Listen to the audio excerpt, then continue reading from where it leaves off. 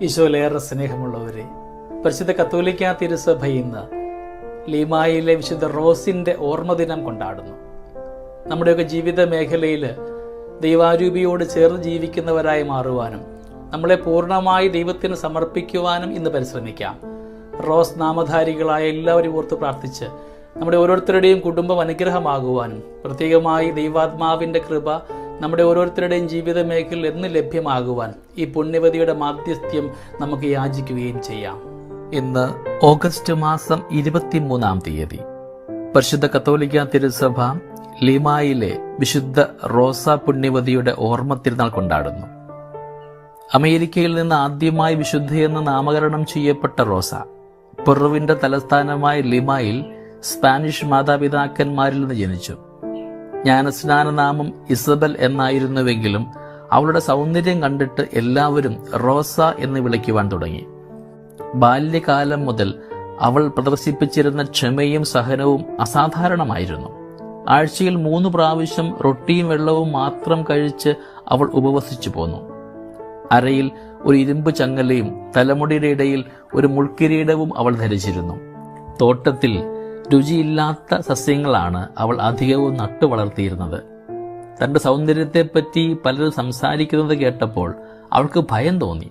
തന്നിമിത്തം വല്ല യാത്രയും ചെയ്യേണ്ടി വരുമ്പോൾ തലേ രാത്രി മുഖത്തും കരങ്ങളിലും കുരുമുളക് പൊടി തേച്ച് മുഖം വിരൂപമാക്കിയിരുന്നു.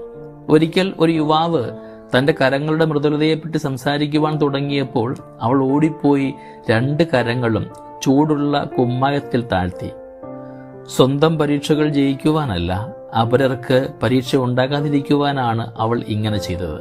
സിയന്നായിലെ വിശുദ്ധ കത്രീനയായിരുന്നു അവളുടെ മാതൃക.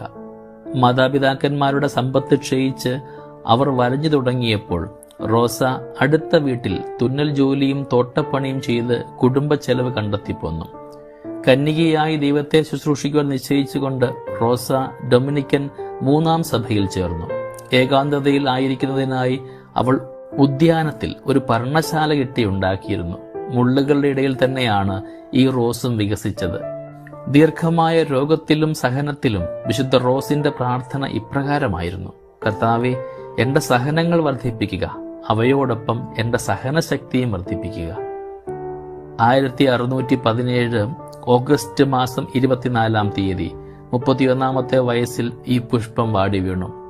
1671 10-ാം ക്ലെമന്റ് മാർപ്പാപ്പ അവളെ വിശുദ്ധ പദവിയിലേക്ക് ഉയർത്തി. അമേരിക്കയിൽ ജനിച്ച ആദ്യത്തെ ഈ വിശുദ്ധ ലാറ്റിൻ അമേരിക്കയുടെയും ഫിലിപ്പീൻസിന്റെയും സ്വർഗീയ മധ്യസ്ഥയായും വണങ്ങപ്പെടുന്നു. കുരിശുരൂപം കയ്യിലെടുത്ത് സ്നേഹപൂർവ്വം ഈശോയുടെ മുറിവുകൾ ചുംബിക്കുക, അവിടുത്തോട് ഒരു പ്രസംഗവും പറയുവാൻ അഭ്യർത്ഥിക്കുക, മുൾമുടിയും ആണിയും ദിവ്യരക്തവും പറയുന്ന വാക്കുകൾ ശ്രവിക്കുക. ഓ, എന്തൊരു പ്രഭാഷണം! കുരിശിന്റെ വിശുദ്ധ പൗലോസിന്റെ വാക്കുകളാണിവ. സ്നേഹമുള്ളവരെ, നമ്മുടെ ജീവിതത്തിലും നാം ആയിരിക്കുന്ന എല്ലാ സാഹചര്യങ്ങളിലും ദൈവനാമത്തിന് മഹത്വമുണ്ടാകുന്ന പ്രവൃത്തികൾ മാത്രം ചെയ്യുവാനായിട്ട് നമ്മുടെ ജീവിതത്തിന്റെ ഏതെങ്കിലുമൊക്കെ മേഖലയിൽ നമ്മുടെ സാന്നിധ്യമോ നമ്മുടെ ഭാഷയോ അവരുടെ സങ്കടത്തിന് പാപത്തിന് ഹേതുവായിട്ടുണ്ടെങ്കിൽ നമുക്ക് ആ സാഹചര്യങ്ങളെ ഓർത്ത് ഈശോയുടെ മാപ്പപേക്ഷിക്കാം. റോസാ പുണ്യവതിയുടെ മാധ്യസ്ഥ്യം നമ്മുടെ ഏവരുടെയും ജീവിതത്തിൽ ഉണ്ടാകുവാനായിട്ട് ഇന്ന് പ്രത്യേകമായിട്ട് പ്രാർത്ഥിക്കുകയും ചെയ്യും. വിശുദ്ധ റോസാ പുണ്യവതിയുടെ തിരുനാൾ മംഗളങ്ങൾ ഏറെ സ്നേഹത്തോടുകൂടെ നിങ്ങൾക്ക് ഏവർക്കും നേരുന്നു. ദൈവാത്മാവിന്റെ കൃപ നമ്മുടെ കൂടെ എന്നും ഉണ്ടാവട്ടെ. നമ്മുടെ കർത്താവ് യേശു മിശിഹായുടെ കൃപയും പിതാവായ ദൈവത്തിന്റെ സ്നേഹവും പരിശുദ്ധാത്മാവിന്റെ സഹവാസവും നമ്മുടെ കൂടെ എന്നും ഉണ്ടായിരിക്കട്ടെ, ഇപ്പോഴും എപ്പോഴും എന്നേക്കും. ആമേൻ.